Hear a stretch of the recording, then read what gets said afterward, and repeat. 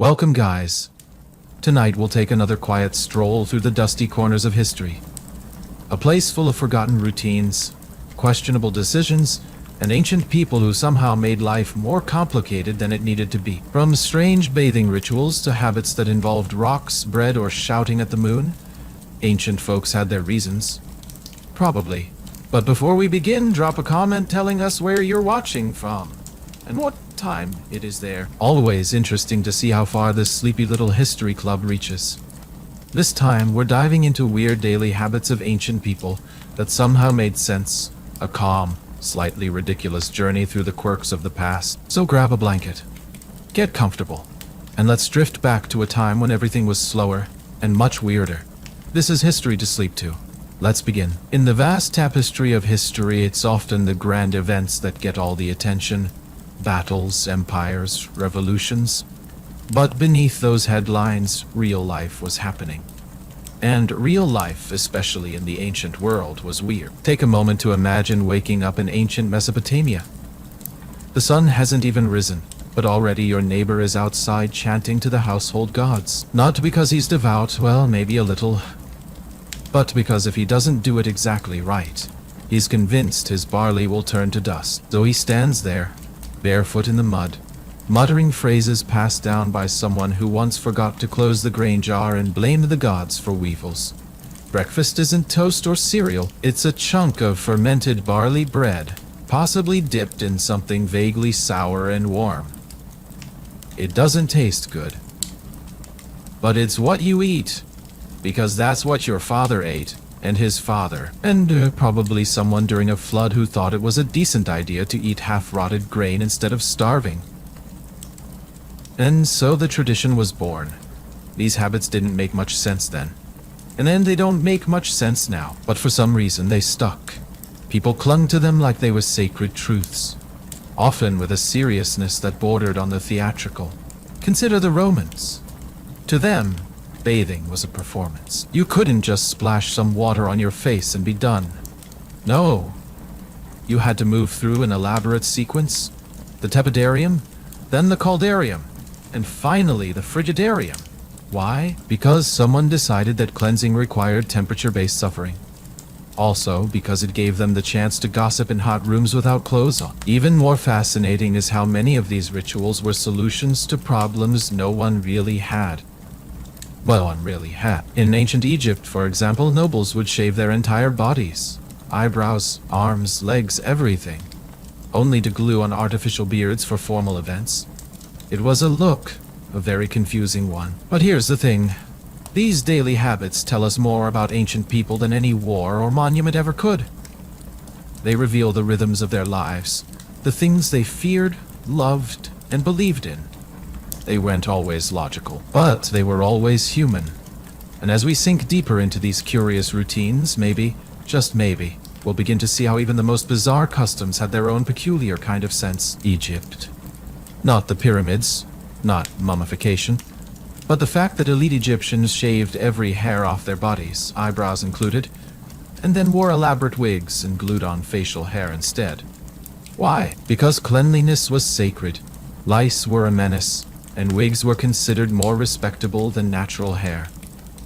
So every morning a nobleman might carefully glue on a fake beard to appear dignified, only to remove it again for lunch. In the end, the hairless aesthetic wasn't just fashion.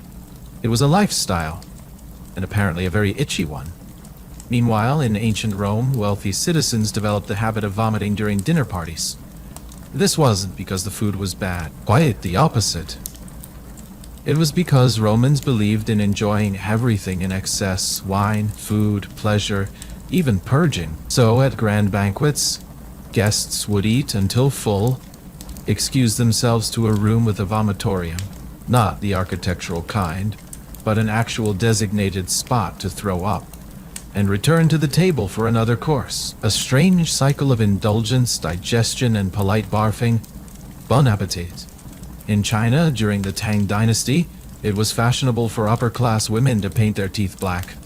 White teeth were considered unsophisticated, commoner behavior. A jet black smile, on the other hand, suggested refinement. The black lacquer used was often bitter and stained the mouth for weeks, Smiling in portraits became a symbol of status, not joy. Just imagine the preparation for a wedding photo. Say cheese. Actually, don't. Just reveal your elegant tar-stained molars. In medieval Europe, people believed that bathing too often would weaken the body. So instead, many developed complex layering systems of scented clothing. Pouches of herbs sewn into garments and powder. Lots of powder. It was common to wear the same outer clothes for months. Washing the body was a rare event. Instead, individuals would wash their hands and faces with wine or vinegar and call it a day. It was like dry shampoo, but for the entire human form. In Japan during the Heian period, noble women grew their hair to extreme lengths, floor length or longer. The longer, the better. But since hair this long was a nightmare to maintain, women would spend several hours each day carefully combing it out, applying perfumed oils, and lying still so as not to tangle it. Sleeping required specific postures. Moving too quickly was frowned upon. You couldn't even enjoy a breeze without risk of catastrophic knots. A high-maintenance habit in every sense. Ancient Mesopotamians believed that the liver was the seat of human emotion and divine will. So, of their weirdest daily habits, examining the livers of freshly sacrificed sheep. Priests known as Baru would study every crease and blemish on the organ to determine the will of the gods. Sometimes they used clay liver models as training tools. Imagine waking up, grabbing your coffee, and heading to work with a clipboard and a sheep's liver in hand. Just another normal Tuesday in Babylon. In ancient Greece, athletes competed in the nude, and then scraped off sweat, oil, and dust from their skin with a tool called a strigil. This mixture, known as gloios, was then collected in jars and sold as a medicinal ointment. Yes, other people bought the bodily goo of famous athletes to rub on themselves. A bizarre blend of fandom and skincare. Imagine today's sports fans collecting used gym towels and calling it a wellness routine. Back in ancient Rome, senators and officials wore togas. But not just any togas. Carefully folded wool sheets with specific dimensions, pleats, and draping techniques. Getting dressed required assistance. There were even toga specialists who helped men wrap themselves properly before heading out. Walking in a toga was difficult. Sitting was a calculated effort. Going to the bathroom? A logistical nightmare. But looking important was more important than practicality. In the Viking Age, warriors were known to carry grooming kits. Small tweezers, ear picks, and combs were common. Cleanliness mattered, even if pillaging a village came next. A Viking might raid your home in the morning and floss before dinner. They also bleached their hair using a strong soap lye, likely to match the blonde ideal.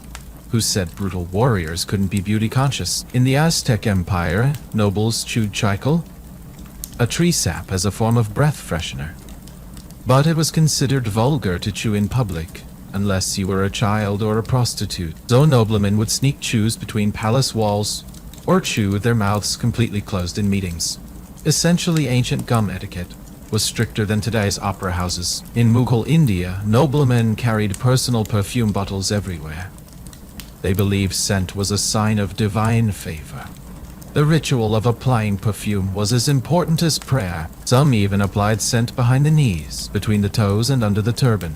Smelling good wasn't a luxury. It was a spiritual obligation. One whiff of sweat could ruin your reputation. In ancient Korea, court ladies used paper as a beauty tool. Face, blotting paper, eyebrow stencils, and paper patches for the skin were common. Some even used paper to create temporary tattoos or cover blemishes. Makeup was layered with such precision that removing it took an hour. Waking up was a full-time job. Meanwhile, in ancient Polynesia, tattooing was both sacred and brutal. The tools included sharpened bones, chisels, and mallets. Sessions lasted for days and were immensely painful. Yet tattoos were required to mark social status. Chiefs had tattoos down to their fingertips. Refusing a tattoo could mean dishonor, so every day, someone somewhere was healing from an ornate map of pain etched into their skin. Back in Renaissance Europe, women used lead-based makeup to whiten their faces. It was fashionable but toxic. Over time, this caused skin rot, hair loss, and in some cases, death. But rather than stop using it, women simply applied more to cover the damage. a perfect circle of beauty and decay. In Incan society, nobles practiced skull shaping. Infants' heads were bound with cloth to elongate the skull into a cone-like shape. It was a mark of nobility. People literally reshaped their heads to look more elite, a practice that began with a tight wrap and ended in a permanent fashionable deformity. In ancient Israel during certain periods, ritual purity laws governed everything. From hand-washing before bread to avoiding certain fabrics, every act had rules. Even tying sandals had ritual implications. Every morning involved a checklist of spiritual compliance. Heaven help you if you mixed wool with linen. In the Ottoman Empire, coffee was a serious matter. Refusing to provide your wife with coffee was considered grounds for divorce. Families kept elaborate coffee sets and the preparation was ritualized. The coffee had to be heated precisely, with foam, no boiling. A bad cup could start gossip. A perfect one could secure alliances. Domestic peace brewed in porcelain. In ancient Thailand, royalty practiced sleeping high, literally sleeping elevated above the rest of the household on tall beds or platforms. This wasn't just symbolic. It required ladders and sometimes special servants to help with climbing up and down. Royal dignity meant waking up with sore knees and the constant risk of falling off your honor. Ancient Persian nobles wore makeup. Both men and women outlined their eyes with kohl, used rouge, and sometimes painted their nails. Appearance was linked to power. A smudged eyelid could suggest laziness. Makeup wasn't vanity. It was diplomacy. In ancient Babylon, people had a curious obsession with omens, but not the grand apocalyptic kind. No, they paid attention to everyday nonsense. If your cow gave birth to a calf with 2 heads, sure, that was a sign. But so was spilling beer on your left foot or sneezing 3 times before sunrise. Priests known as Baru would spend entire lifetimes studying these patterns. They didn't work jobs. They didn't farm. They just watched people sneeze and cows wobble. Their records, written on clay tablets, are extensive. One tablet reads, "If a sheep gives birth to a lamb with a human face, there will be war." Another, "If a man sees a pig in his dream walking upright, a famine will come." The absurdity of it all was never questioned. That was the job. Track weird things, assign meaning, and nod seriously. Meanwhile, in ancient China, people feared ghosts, but not in the way you'd think. Spirits were considered bureaucratic. They had jobs. There were ghost inspectors, ghost tax collectors, ghost messengers. The afterlife mirrored government, and the living treated it with the same paperwork-heavy seriousness. You couldn't just die. Your family had to file spirit reports. They had to burn paper replicas of items you'd need in the afterlife. Clothes, money, even a passport. They burned paper horses so you could travel, paper servants so you wouldn't lift a finger, and paper houses in case you hated the old one. If you were particularly rich, your family might burn paper air conditioners or mobile phones centuries before they existed, just in case you wanted to stay updated from the underworld. In ancient Greece, public toilets were communal experiences. Long stone benches with holes were set side by side. No dividers, no privacy. Philosophers might sit next to beggars, soldiers beside merchants, and as they did their business, they chatted. You didn't go there for silence. You went to talk politics while squatting. There's even evidence that some people composed poetry while in there. A strange intimacy forged under awkward conditions, and wiping, not paper. They use a communal sponge on a stick, rinsed in a bucket of water and vinegar. Yes, communal, the same sponge, for everyone, reused throughout the day. You didn't bring your own. You just prayed the guy before you had good hygiene. Romans were no better. Their bathhouses were grand, yes, marble pillars, mosaics, heated floors, but they were also gossip hubs. People met there to do deals, swap news, and even get medical advice. Doctors sometimes visited baths, diagnosing rashes in between dips. A standard bath routine included sweating in a hot room, rubbing oil over your body, and then scraping it off with a curved tool called a striggle. The dirt and oil mixture was collected, and in some cases sold. Yes, sold. Some Roman women believed the sweat and grime of gladiators was an aphrodisiac. Vendors bottled it, called it perfume, and rich ladies dabbed it on their necks before dinner parties. Back in Egypt, makeup wasn't just for looks. It was spiritual armor. Men and women alike painted their eyes with kohl, a dark powder made from lead and other minerals. It reduced glare from the sun, but more importantly, it was believed to ward off the evil eye. No one left home without eyeliner, not even farmers. Children were taught how to apply it early, and if someone died, the priests made sure their face was painted before burial. No spirit should arrive in the afterlife looking tired.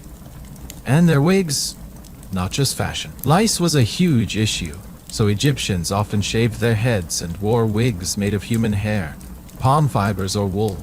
The wealthy had entire wig wardrobes, one for religious ceremonies, one for parties, one for mourning. Wigs were perfumed and kept on carved stands. If you were important, your wig might have gold threads. If not, goat hair would do. Meanwhile, in Japan, Heian era, nobles grew their hair out indefinitely. The longer, the better. Women's hair was expected to reach the floor. Men didn't trim their bangs for years. The aesthetic was ghostly. Pale skin, black robes, hair like ink flowing behind them. They also blackened their teeth. White teeth were considered animalistic, so people used a mix of iron filings and vinegar to stain them black. It was a sign of refinement. A rotting smile meant you had class. In medieval Europe, people rarely bathed. But not for lack of access. Bathhouses existed. Water was available, but many believed that hot water opened the pores, letting in disease. Instead, they dry scrubbed with cloths, layered perfumes, and changed their linen shirts frequently. Clean linen meant a clean body. Doctors recommended changing your shirt daily. It was more hygienic than washing yourself. Some monasteries forbade bathing more than twice a year. Once at Easter, once at Christmas. Anything more was vanity. Meanwhile, they drank beer instead of water. Why? Because water was often contaminated, beer was boiled during brewing, making it safer. So children, pregnant women, even monks, all drank beer daily. Breakfast beer was a thing. In Aztec culture, dentists were more inventive than modern ones give them credit for. They used obsidian blades to clean between teeth, applied tree resin as fillings, and if someone lost a tooth, they implanted one from a donor. No anesthesia, just cotton soaked in cactus juice. They also had strict dental fashion. If you were elite, you filed your teeth into shapes, points, curves, and embedded them with jade or turquoise. Smiling was a statement. The Maya tracked time obsessively, not just with one calendar, but several. There was the solar calendar, the ritual calendar, the lawn count, and more. Each day had a destiny, a personality. When a child was born, the date decided their fate. Some days meant strength. Some days meant strength, others meant sorrow. And if your birthday was unlucky, you'd need rituals, offerings, maybe even name changes to offset the cosmic imbalance. They tracked Venus too. Its rising and setting were seen as signs. One might be declared based on its position. Kings consulted sky watchers before doing anything major. Even planting corn required checking celestial charts. In ancient India, monks practiced breath control techniques so intense they claimed to slow their hearts. Some meditated while buried alive, believing that detachment from the world required literal detachment, even from air. They also believed the left nostril was lunar, and the right was solar. Alternate nostril breathing. Balanced cosmic forces. That's a lot of responsibility for a nose. Meanwhile, Norse warriors braided their beards before battle, not for fashion, for order. A tangled beard was dishonorable. A tight braid meant discipline. Some added beads or carved bone charms for luck. They also believed in battle spirits called fylgjur, animal-shaped guides tied to a warrior's soul. Yours was a bear, great. If it was a fish, well, good luck. Let's head back to ancient Rome again, where one of the stranger daily routines involved communal sponge sharing. In the public toilets, which were essentially long stone benches with holes, people didn't use paper. Instead, they used a tersorium, a sponge on a stick kept in a bucket of water and vinegar. This sponge was communal. Everyone used it, repeatedly. People would enter the toilet, make conversation with the person next to them, and then casually rinse the sponge and pass it on. It wasn't considered gross, it was just Tuesday. Hygiene standards were, let's say, optimistic. The vinegar water was thought to disinfect the sponge.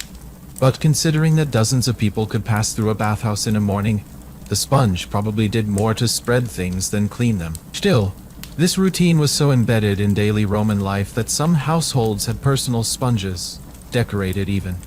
One noble family reportedly had their sponges embroidered with initials. Nothing says class like monogrammed butt sponges. Moving further east to ancient Japan, you'll find the practice of ohaguro, the blackening of teeth. Women and sometimes men would paint their teeth jet black, using a mixture of iron filings and vinegar. This wasn't a punishment or disease prevention tactic. It was fashion.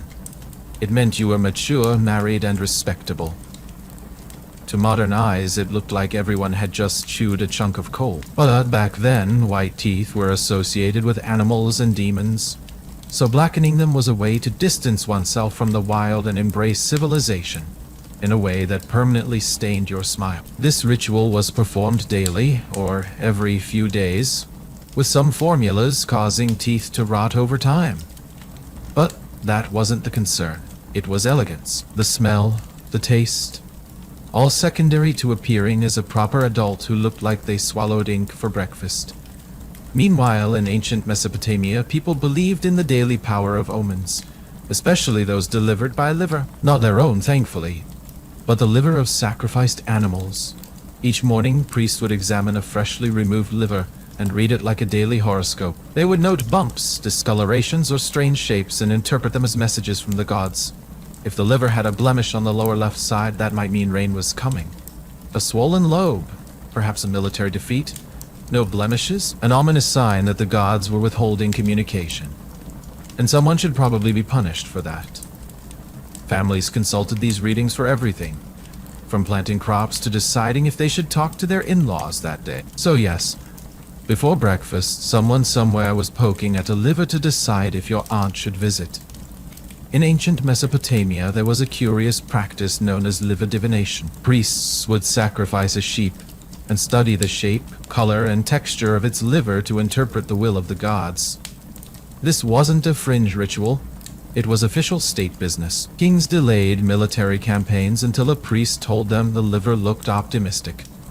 They even had clay models of livers with labels like omen of drought or favorable for beer production. Imagine calling in sick to work because a sheep's liver looked slightly too shiny.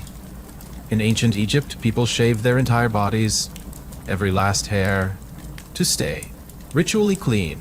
Even eyebrows and eyelashes were fair game. Children were kept bald except for one side ponytail that hung like a defiant question mark. It wasn't vanity. It wasn't vanity. It was to stay spiritually pure and, coincidentally, to keep lice at bay, which, fair enough, but the result was a civilization full of smooth, slippery people sliding around in sandals. Meanwhile, in ancient Rome, hygiene was public and loud. Public bathhouses were the social media of the day. Gossip, politics, backstabbing, all while lathered in olive oil. Soap didn't exist, so people slathered themselves with oil and then scraped it off with a curved metal tool called a strigil. They called this clean.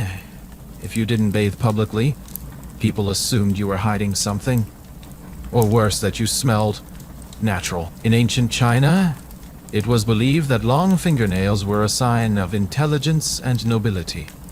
Because if your nails were long, it meant you didn't do manual labor. Some officials grew them so long they couldn't even feed themselves. Servants had to hold the food while they delicately plucked at it like overgrown birds. Having functioning hands, peasant behavior. In medieval Europe, doctors believed that staring at emeralds could cure eye problems. Not wearing them, just gazing into them. Green was a soothing color, they claimed. Of course, most people couldn't afford emeralds, So it was an eye cure reserved for the wealthy, who probably got eye strain from reading about their own importance anyway. The Aztecs had an odd relationship with cleanliness. They were one of the cleanest ancient civilizations, bathing daily and brushing their teeth with twigs. But they also thought sneezing was a sign of impending doom. If someone sneezed, people would freeze and look around nervously, as though death had entered the room and was browsing. Bless you. No, hide. In ancient Greece, athletes competed in the nude and covered themselves in olive oil before events. They believed this enhanced their performance. But post-event, they scraped the sweaty oil off and saved it in jars, which fans would sometimes buy. Used athlete oil. Autographs were apparently too mainstream. The Japanese Heian period brought a fascinating obsession with layers. Aristocrats wore up to 12 layers of silk robes, carefully coordinated by season and social mood. The inner layers were rarely seen, but were still color-matched to one another with obsessive precision. An off-season palette could cause scandal. Imagine being publicly shamed because your hidden layers said summer in October. In ancient India, there was a belief that yawning released a bit of your soul. To avoid soul loss, people covered their mouths when yawning and expected others to do the same. Not doing so was the spiritual equivalent of leaving your front door wide open during a monsoon. Rude and reckless. In the Viking world, cleanliness was surprisingly important. They bathed weekly, which for the time was practically obsessive. But they also believed in grooming weapons as extensions of themselves. Combs, razors, and tweezers were often buried with the dead, right next to their swords. Because even in death, you didn't want to look unkempt or have your acts judged. The Mayans filed their teeth into points and inlaid them with jade or pyrite. This wasn't punishment. It was fashionable. Beauty standards dictated that you look like a smiling snake with sparkly fangs. Dentists, they didn't really exist. People just figured it out with stones and confidence. In ancient Persia, there was a strict rule against lying, not just morally, but culturally enforced. Lying was considered the worst sin, even worse than murder. So they trained their children, not only in archery and horseback riding, but also in telling the truth. Honesty drills. Imagine sending your kid to school for advanced veracity. Meanwhile, in the Byzantine Empire, some monks practiced a curious form of self-denial. They would live on top of tall pillars, sometimes for years. These stylites believed isolation from the world brought them closer to God. People brought them food via baskets and ropes. Conversations happened from the ground. It was like living on an ancient divine Wi-Fi tower. Ancient Ethiopian royalty had a habit of keeping themselves completely out of sight. In fact, kings were rarely seen in public at all. They lived behind curtains, conducted affairs through intermediaries, and were often considered too sacred to look at.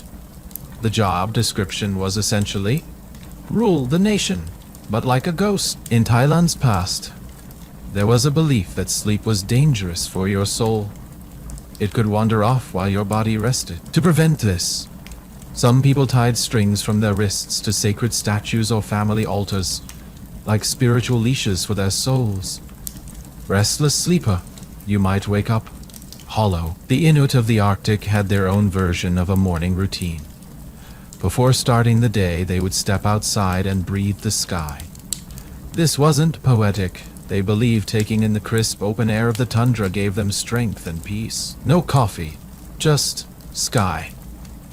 In ancient Korea, dreams were not just entertainment. They were political.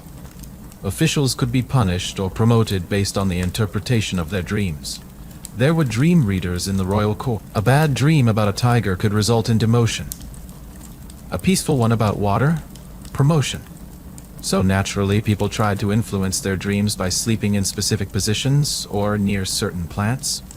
Strategic dreaming. In Polynesian culture, it was common for people to believe that words had physical power. A curse wasn't just psychological, it was treated like a weapon. Some chiefs had dedicated curse singers, people trained to speak phrases in precise rhythms and tones to inflict spiritual harm, like hiring a spoken word assassin. Ancient Germans had a belief that battles were accompanied by spirits of fate, women called Valkyries. But on quiet days, they might check for omens in beer foam. Froth that clung to one side of the mug meant good fortune. Foam, collapse, prepare for misfortune. It was divine judgment through barley. In ancient Java, tooth-filing ceremonies were a rite of passage. The idea was that by dulling your canines, you removed animalistic impulses like anger and jealousy, a literal grinding down of your wild side. Families celebrated the event, complete with feasts and music. Self-improvement, but with a chisel. Among certain Siberian tribes, it was considered disrespectful to speak the name of the dead, ever. Instead, people referred to the deceased by descriptions like the one who liked fish, or he who wore loud boots. It created a strange oral tradition where someone's legacy depended entirely on how quirky their habits had been. In the Andes, llamas were more than livestock. Before major undertakings like planting or construction, people would speak to their llamas, seeking approval or reading their mood. A grumpy llama could delay a building project. An enthusiastic one, green light. Llamas, ancient middle managers. Among the Berber people, tattooing wasn't just decorative. Each tattoo was believed to have protective power, not just spiritual but social. Specific marks helped identify your tribe, marital status, and sometimes your medical history. Your face was your resume. If your cheekbone had 3 dots, it meant you had survived a certain illness, like wearing your health records permanently. In ancient Scotland, people practiced seining, a ritual of blessing using smoke, water, and spoken charms. But they didn't save this for weddings or births. It was used for everything. Starting a journey, saying yourself. Cal looking sad, saying it. Left foot itched at dawn. Probably a spirit. Better saying that too. Blessings were the ancient equivalent of refreshing the page. In medieval Japan, before battles or exams, some people would eat dried plums or write prayers on rice paper and then eat the paper. The logic was simple. Consume good fortune, digest success. If it sounds odd, just remember. This was before energy drinks. A rice scroll snack was their version of cramming. The Vikings had a ritual where they would place a piece of iron, like a knife or key, in a baby's crib to protect it from evil spirits and trolls. Iron was seen as a barrier against the supernatural, so bedtime became a hardware store. Baby sleeping next to a blade, totally normal. In ancient Russia, winter preparation wasn't just about food and firewood. People would talk to their ovens. Ovens were sacred household spirits. You'd greet it in the morning, hank it for warmth, and never insult it, or risk cold bread for months. Passive-aggressive stoves were not to be trifled with. The Maasai of East Africa had a fascinating morning routine. They would spit as a form of greeting. Friends spat in their hands before shaking. Babies were spat on as blessings. Even agreements were sealed with spit. In Western terms, this would be unsanitary. In Maasai terms, it was pure respect. In ancient Burma, if you had a fever, the cure might be sitting in a tree. Not any tree, but a special healing tree chosen by local spiritual leaders. You'd be lifted up, left to rest in its branches, and given offerings. The belief was that the spirits of the tree would draw out your sickness. Nature's IQ. In Renaissance Italy, scholars believed that keeping a raw onion on your bedside table would absorb miasmas, bad air that caused disease. If the onion turned black, it had done its job. If it stayed fresh, you were probably fine. So yes, the plague was terrifying, but at least your room smelled like pasta prep. Among the Zuni people, rain prayers included elaborate dances and symbolic watering of the earth using painted gourds. But during drought, it was believed that whispering secrets into a frog's ear might bring rain faster. The more personal the secret, the more persuasive. Ancient meteorology. Powered by gossip. In Egypt, priests shaved every part of their body, including eyebrows and eyelashes, every 3 days. Hair was considered impure. The process took hours and required assistance. The result, gleaming, aerodynamic holy men who could probably slide through a crowd with minimal friction. The Bedouin believed that sleeping with your head pointing west brought bad dreams, while east aligned you with blessings. So every night people checked their compass. Pillows were placed with precision. It was like ancient feng shui for your REM cycle. The Chinese of the Han Dynasty sometimes trained their children to smell illnesses. They believed that a good doctor could diagnose a person just by scent. There were guides explaining what damp heat in the liver should smell like. Kids would practice on rotting fruit. It was less medical school, more sniff academy. Among the Sami people of the Arctic, reindeer weren't just transportation. Each family had specific herding songs, melodies passed down generations, that helped guide reindeer across vast distances. Reindeer knew the tunes. It was GPS, but with lullabies. In ancient Ireland, the calendar included thin times, parts of the year when the barrier between worlds was weaker. During those days, people would avoid using sharp tools, speaking loudly, or starting new projects. The idea was not to offend wandering spirits. It was like the universe's version of a soft launch phase. In early Islamic medicine, there was a practice called cupping, where glass cups were heated and placed on the skin to draw out toxins. But some practitioners took it further, measuring moral purity by how much fluid came out. The more you bled, the more guilt you released. Therapy via suction. The Khmer Empire had a tradition where monks would meditate under waterfalls to purify their thoughts. It wasn't symbolic. They sat directly under freezing torrents for hours. Enlightenment was apparently loud, wet, and incredibly cold. In ancient Korea during the Goryeo dynasty, it was believed that your dreams could be infected. Not nightmares, but actual contamination by bad spirits. To counter this, dream healers would scrub the sleeping mats with salt water and chant protective phrases into pillows. Imagine calling customer support because your nap had malware. In Aztec society, public sneezing was taken seriously. If someone sneezed, those nearby were obligated to say a prayer or blessing, regardless of context. Mid-ritual, mid-sentence didn't matter. A sneeze interrupted everything. Ancient etiquette wasn't flexible. It was sneeze-first diplomacy. Among some indigenous Australian groups, maps weren't drawn, they were sung. Song lines described paths across the land through melody. The rhythm encoded directions, landmarks, even water holes. It wasn't just music. It was GPS with a beat. Travelers would literally sing their way home. In ancient Java, brides were sometimes buried in flower petals up to their necks, the night before the wedding.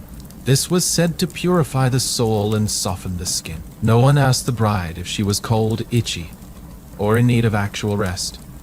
Beauty standards have always been extreme. The Assyrians believed that demons could enter your ears at night, so they'd sleep with a piece of copper near their heads. Some tied it into their hair. Others wore small helmets. Nighttime became a metallic arms race. Sleep tight. Don't let the whisper demons bite. In medieval Wales, there was a belief that if you stared at a full moon long enough, your teeth would strengthen. Children were encouraged to moon gaze instead of brushing. There were even lullabies about it. Oral hygiene via moonlight, not Ada approved. In ancient Persia, chess wasn't just a game. It was a morning ritual. Courtiers would play short rounds before breakfast to stimulate logic and prepare for the day. This was considered mental grooming. Losers often refuse food out of shame. Checkmate your appetite. In Nubia, warriors painted their faces with red ochre before battle, but also before arguments, negotiations, or long journeys. The pigment wasn't war paint, it was clarity paint, supposedly helped with decision-making. A prehistoric form of highlighter. Ancient Tibetan monks practiced wind burial for certain ceremonial tools. Items considered spiritually exhausted were taken to high cliffs and thrown into the wind, symbolizing release. Sometimes they'd whisper secrets into the objects first, a poetic way to litter. Among some Polynesian islanders, it was tradition to plant hair clippings near fruit trees. The belief being that the strength of your hair would pass into the fruit. Bananas grown near the hair pile were said to be more flavorful. Botany and barbering combined. In early Slavic cultures, hiccups were treated with an elaborate ritual. You'd place bread in your left shoe, walk backwards into a room, and drink water from a copper ladle while someone said your name 3 times. No idea if it worked, but it certainly distracted you from the hiccups. In ancient Anatolia, there was a daily habit of rubbing onions on doorknobs. It was believed that the sulfur would ward off illness and jealousy.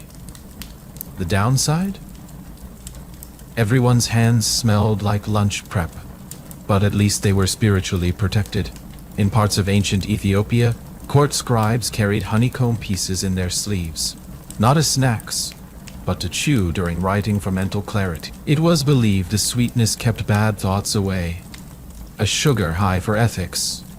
During the Roman Republic, some senators wore specific sandals for certain debates. Debate sandals, not for comfort, for focus. The theory was that different leather textures stimulated better decision-making. Fashion as legislation. In ancient Borneo, certain tribes believed that yawning near a fire would offend the spirits of flame. If someone did yawn, the fire had to be apologized to by tossing a pinch of rice into it. Fire management via manners. Among the Dogon people of Mali, days of the week were associated with body parts. Monday was head, Tuesday was chest, and so on. Injuries on specific days were seen as spiritually significant. Stub your toe on Friday. That's a leg day omen. In ancient Phoenicia, workers in purple dye factories, who used crushed sea snails for pigment, were considered untouchable outside work hours. The stench was so strong that they had their own bathing stations and social zones. Dye work was elite, and very smelly. In ancient Georgia, the Caucasus region, not the U.S. state, there was a tradition of talking to bread before baking it. The dough was believed to respond to kind words. Bakers whispered compliments, asked it to rise well, and apologized if the fire was too hot. Culinary consent, 3,000 years early. In Old CM, fish scales were used as bookmarks, not for decoration, but because they were thought to absorb negative thoughts from the reader. Scholars would carefully select a clean scale before starting a new chapter. Self-help via seafood. In early Japan, it was common practice to sit quietly and thank each utensil after meals. Chopsticks, bowls, the table, all received a nod of gratitude. This was called Waramono no Riai, the ritual of acknowledging the tools. Minimalism with feelings. The ancient Hittites believed that sneezing, while grinding grain, meant the gods disapproved of the bread. Entire batches were thrown out if the miller so much as twitched. Allergy season must have been rough for bakers. In some pre-Islamic Arab cultures, spitting into a fire was seen as severely disrespectful. Fire was sacred. Doing so accidentally meant you had to spend the rest of the day in silence, not as punishment, but to let the fire forget the insult. The Babylonians believed that writing on tablets while angry cursed the message. Scribes who felt agitated were required to chew licorice root and walk in circles until calm. This explains why some tablets contain nothing but passive-aggressive line spacing. In medieval Iceland, people placed small carved horses near their beds to ensure peaceful dreams. Not for aesthetics, it was believed nightmares were caused by a creature called the mare, and tiny wooden horses kept it away. Equestrian dream security. In ancient Yemen, coffee ceremonies included whispering to the beans before grinding. Each cup was to carry not just flavor, but memory. People often shared secrets into the pot before it boiled. Brewed gossip. The Mayans had a habit of singing directly into their food before eating it. Certain songs for stews, others for maize. It was said the food digested better when sung to. Maybe not dietetics, but charming in its own way. Among ancient Berbers, placing your sandals in a cross shape outside the door meant you were not home spiritually, even if you were inside. It told neighbors, "Don't talk to me. I'm existentially away." In some regions of ancient Albania, people wore tiny bells under their clothes, not for decoration, but to remind their bones to stay strong. It was believed the gentle jingling kept bones awake and healthy. Ancient chiropractics via sound. In the old Maluku Islands, fishermen would whisper apologies to the sea every morning, even if they weren't going fishing. It was customary to keep the ocean in a good mood, just in case. Preventive diplomacy with the tides. And finally, in some parts of pre-modern Finland, children were taught to blink evenly at twilight. Uneven blinking was said to attract night spirits. No one could prove it, but every kid did it, just to be sure.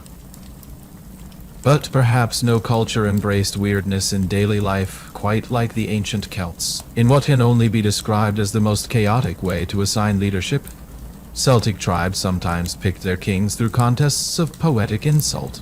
That's right, candidates would gather, often drunk and elaborately dressed, and compete to see who could verbally humiliate the others with the most wit and creativity. Winning meant you were the best at degrading others, and thus fit to lead. In some versions of these rituals, the insults were even sung. Imagine the political debates of today, but with a full lute ensemble and sarcastic rhyming verses about someone's poor crop yield or questionable hygiene. Meanwhile, ancient Scythian warriors, fearsome as they were, had a peculiar tradition of using the skulls of their enemies as drinking cups. But what made it even stranger was that they believed drinking from these grim trophies gave them strength, courage, and possibly improved digestion. Because nothing says health boost like sipping fermented mare's milk from someone's cranium. In ancient Arabia, certain tribes believed that hiccups were a form of spirit possession. If someone started hiccuping uncontrollably, they weren't handed water or asked to hold their breath. No, the entire family might gather to yell at the person, slap them lightly with date leaves, or start singing loudly in an attempt to scare the spirit away. It often worked, though no one knows whether the hiccups stopped because of the ritual or out of sheer social embarrassment. And if you lived in the Mongol Empire under Genghis Khan, you'd experience one of the oddest hygiene customs recorded. Mongols rarely bathed, not because of a lack of water, but because they believed washing with water could weaken the soul.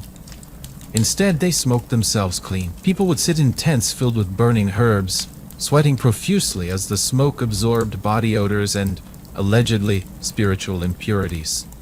A smoky human sauna that doubled as deodorant and a form of divine protection. In certain regions of pre-Columbian Mesoamerica, chewing gum wasn't just a casual habit, it was strictly regulated. Married women could chew gum in public, unmarried women only in private, and men, well, if you were a man chewing gum in public, you were considered disgraceful and possibly unfaithful. That's right. Chewing chicle had deep social connotations. It wasn't just about fresh breath. It was a moral compass. Jumping continents again, ancient Koreans had a peculiar custom for warding off bad luck before embarking on any significant task. Farming, traveling, even moving furniture. They'd check the position of local dogs. If a dog barked in a specific direction, it was interpreted as a divine sign. People would then cancel plans, delay work, or take alternate routes depending on which way the bark came from. So yes, life plans were sometimes determined by the whims of a bored village mutt. Meanwhile, in Japan's Heian period, the aristocracy had a strange obsession with scent. Not just perfume, but scent layering. Noblemen would spend hours composing scent poems. Detailed instructions for how many layers of which incense should be applied to clothes, fans, even paper. Some carried little pouches of smoldering aromatics under their sleeves. To give off the perfect impression, you might be judged not by your intellect or manners, but by how well you smelled, and whether your scent had been properly balanced according to poetry. In Aztec society, public yawning was considered highly rude. Yawning without covering your mouth could be interpreted as an insult to the gods, or worse, a sign that you were bored with the speaker, even if the speaker was a priest. So people learned to suppress yawns or yawn discreetly into their garments lest they be accused of impiety. Imagine being smitten by divine wrath just because someone gave a boring speech on corn storage. And then there's the ancient Icelanders. These early settlers were particularly concerned with elves, known locally as the Huldufolk or hidden people. Entire construction projects were halted or rerouted because someone believed an elf rock or fairy path was in the way. If a rock was suspected to house elves, it would not be moved under any circumstances. Farmers would even leave offerings like butter or fish near these rocks to keep the spirits happy. Some roads in modern Iceland are still curved awkwardly around stones, just in case. Meanwhile, in ancient Rus, to curse someone with bad luck All you had to do was give them bread that had been touched by a left-handed person. This strange superstition held that the left hand, associated with deceit, would pass on crooked fortune. Naturally, left-handed bakers didn't thrive in that environment. Then we have ancient Africa, particularly the Dogon people of Mali. Their elaborate rituals included wearing masks that were several feet tall and dancing in rhythmic, trance-inducing steps. But the weird part, the belief that twins had special access to the spirit world, and people often left offerings at the base of trees, believed to house twin spirits. So if you were a twin and wanted free food, you just had to hang around a spiritually significant tree and wait. And let's not forget ancient Persia, where drinking wine had a formal protocol. You didn't just pour a glass and toast. No, you had to quote a poem. The more obscure the verse, the better. Entire evenings were spent in poetic drinking contests, where the wine only flowed if you could quote the right couplet or make an impromptu rhyme. Being sober wasn't just boring, it meant you were losing. Finally, in some regions of ancient Thailand, it was believed that sneezing could predict the future. 1 sneeze meant good luck. 2 meant someone was gossiping about you. 3, well, 3 sneezes was a clear sign that you should stay home. Elders would even mark days on calendars based on family sneezing patterns. Whole village plans could change if grandma sneezed the wrong number of times before breakfast. And so, that's how it was. A world where blinking patterns mattered. Bread had feelings, and dreams had to be scrubbed clean before sunrise. We've walked through the quiet absurdities of people who, much like us, just wanted their lives to make sense, even if it meant whispering to spoons or apologizing to the ocean. There were no grand revolutions in these habits, no climactic events, just the slow, deliberate, sometimes baffling rituals that held meaning for those who did them. And now that you've journeyed through a world of strange customs and softly odd routines, you can finally rest, sleep well.